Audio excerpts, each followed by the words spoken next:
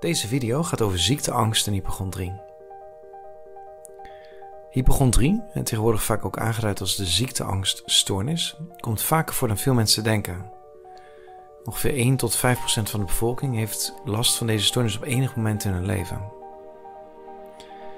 Nou, als je last hebt van ziekteangst, dan loop je vaak rond met de beangstigende gedachte dat je een ernstige ziekte hebt die nog niet ontdekt is door artsen. Het kan zijn dat je bepaalde lichamelijke symptomen hebt of klachten hebt die maar niet overgaan en die voor jou als een duidelijk teken of zelfs bewijs voelen dat je ziek bent. Maar het kan ook zijn dat je klachten hebt gehad, maar niet meer hebt en toch die angst niet los kunt laten dat je dus iets ernstigs onder de leden hebt. De manier waarop ziekteangst werkt zie je in dit schema. Het begint vaak met een onschuldig lichamelijk symptoom of verschijnsel. Het kan bijvoorbeeld zijn dat je last hebt van hoofdpijn of vermoeidheid, of kortademigheid of duizeligheid. En vervolgens vormt er zich dus een rampzalige gedachte. Je interpreteert dit lichamelijke verschijnsel op de meest negatieve manier mogelijk door te denken dat het een teken is van een ernstige ziekte.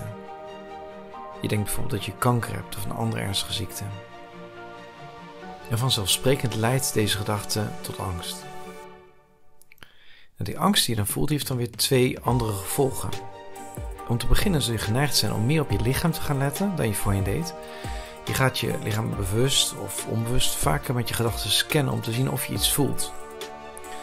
En je probeert te ontdekken of het symptomen er nog is of erger wordt of dat er andere symptomen bij zijn gekomen. En omdat je zo op je lichaam let, is de kans ook groot dat je lichamelijke signalen gaat opmerken die daarvoor nog helemaal niet waren opgevallen. Het gevaar is dus dat dit weer leidt tot nieuwe rampzalige interpretatie die de angst weer verder versterkt. Dan krijg je een soort vicieuze cirkel. Een tweede gevolg van de angst is dat je je gedrag gaat veranderen. Wanneer mensen zich angstig voelen, gaan ze zich bijna altijd anders gedragen, gaan ze dingen anders doen, met als doel om zich minder angstig te voelen. Nou, bij ziekteangst kun je de mensen eigenlijk grofweg opdelen in 2 groepen.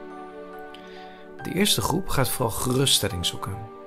Men doet dit door regelmatig lichamelijke onderzoek aan te vragen bij de huisarts, of informatie over ziekten op te zoeken op het internet, of geruststelling te vragen aan anderen in de persoonlijke omgeving.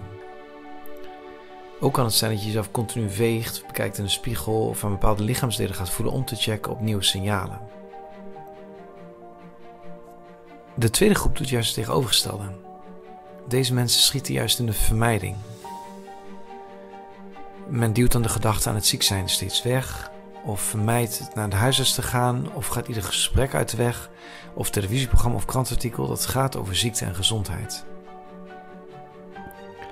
Nou is het goed om te weten dat beide vormen van gedrag een onderhoudende werking hebben op de angst. Om te beginnen, door jezelf steeds te controleren of gerust te laten stellen, zoek je naar een externe bron van geruststelling en leer je dus niet om die angst te verdragen of die geruststelling uit jezelf te halen. Het is een beetje als een verslaving, je hebt dan iedere keer weer een nieuwe shot geruststelling nodig.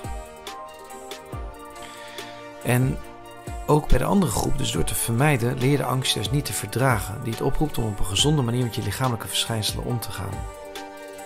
Die lichamelijke spanning die deze angst oproept, leidt dan vaak weer tot nieuwe verschijnselen, of tot het versterken van de bestaande verschijnselen, waardoor ook hier de cirkel weer in stand blijft. Nou, als je van die hinderlijke, vervelende angst af wil komen, dan is het belangrijk dat je deze vicieuze cirkels doorbreekt.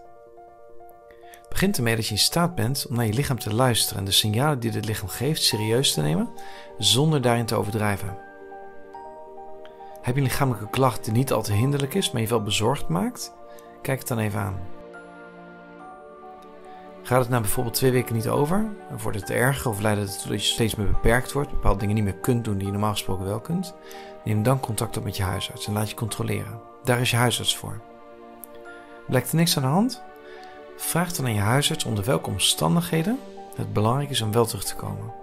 Bijvoorbeeld over hoeveel tijd je huisarts je aanraadt om terug te komen als de klacht nog niet vanzelf voorbij is gegaan, of op welke veranderingen in je klacht je moet letten die wel een teken kunnen zijn om nog eens naar te laten kijken. Verder raad ik je aan om te stoppen met het lezen van informatie op internet, aangezien de informatie vaak niet betrouwbaar is. Dit even afgezien van wanneer je dit doet op een specifieke, betrouwbare website, zoals bijvoorbeeld thuisarts.nl.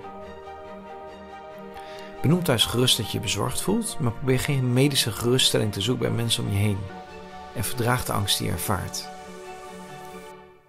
Ook is het belangrijk om te proberen je aandacht te verleggen van het overmatig letten op je lichaam naar andere dingen. Concentreer op andere taken, ga sporten, verlies jezelf in een leuke film of een goed boek of probeer meditatie. Door dit te doen en te accepteren dat je je in dit proces angstig mag voelen, leer je ook je angst te verdragen en tegelijk te accepteren dat een menselijk lichaam nou eenmaal soms lichamelijke verschijnselen geeft die misschien medisch niet altijd verklaarbaar zijn, maar daarmee nog niet automatisch reden voor zorg zijn. Merk je dan dat die klachten uit zichzelf verminderen, dan geeft dat een soort innerlijke geruststelling die je uit jezelf hebt gehaald en de volgende keer is de kans groot dat je angst ook minder hoog zal zijn. Doe je dit, dan zul je merken dat je angst na verloop van tijd ook afneemt en er meer mentale ruimte ontstaat voor de dingen in je leven die er het meeste toe doen. Je vrienden, je familie, de taken die je een voldaan gevoel geven en de taken die een pleziergevoel geven in het leven. Kom je er niet alleen uit? Wacht dan niet te lang, maar zoek hulp bij een psycholoog. Je hoeft het niet alleen te doen. Ik wens je veel succes.